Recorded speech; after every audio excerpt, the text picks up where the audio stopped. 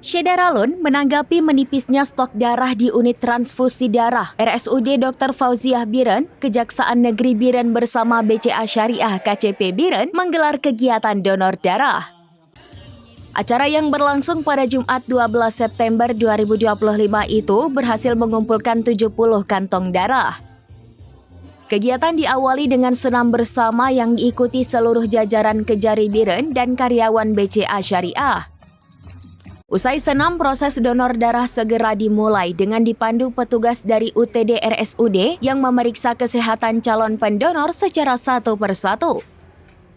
Kepala Kejari Biren Haji Munawal Hadi SHMH turut serta mendonorkan darahnya.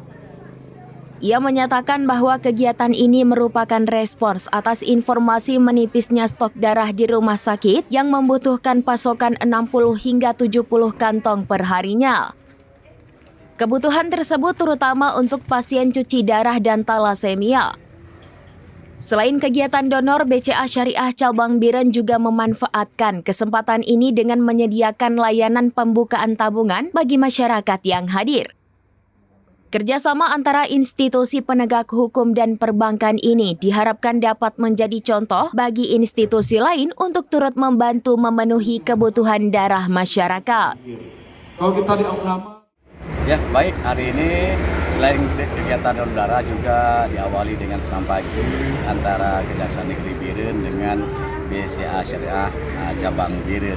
Jadi kegiatan yang kita lakukan hari ini merupakan kegiatan yang sangat bermanfaat untuk masyarakat. Kemarin kami sudah koordinasi dengan UTD Rumah Sakit Fauziah Biren yang katanya stok darah sudah menipis.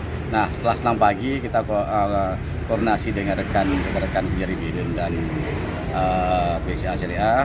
Jadi kita lakukan donor darah, ya kita pada kita sehat dan kegiatan yang kita lakukan ini bermanfaat untuk masyarakat Biren khususnya.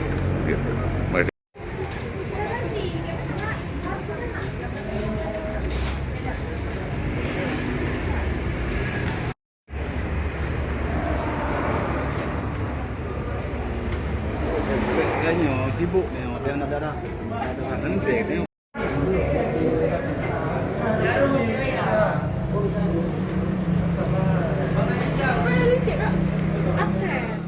Dari Biren, Yusmadin Idris, SerambiNews.com.